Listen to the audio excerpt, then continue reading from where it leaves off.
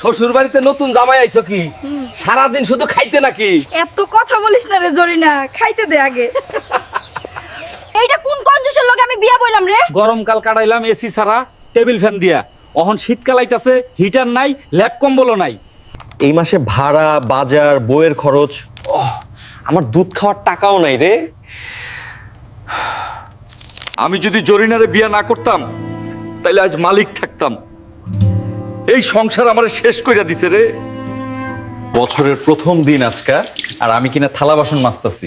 নতুন বছরেও ঝগড়া শুরু করলি? জামাই, মাছ নিলি না? গরু নিলি না? বাজারে দাম দেখছস? আমারে বেচা দিলেও গরু খাসি আইব না রে। একটা স্বর্ণের অলংকারও কিনে দিলি না।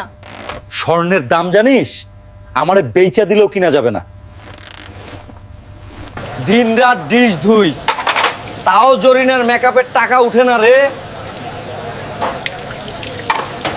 এইটা কি শীতকাল না মূলার রাজত্ব? জামাই দেখলেই মূলা খাওয়াস নাকি? এই জরিনা, জল এত ঠান্ডা কেন? এইমাত্র বিয়ে হইছে আমার। এত ন্যাকামি করিস না, গোসল কর।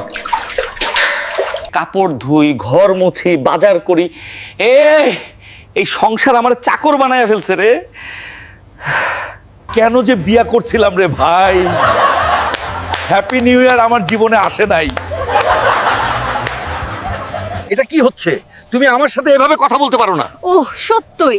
আপনি কি মনে করেন আপনি গ্রামের রাজা? তুমি খুব দুষ্টু।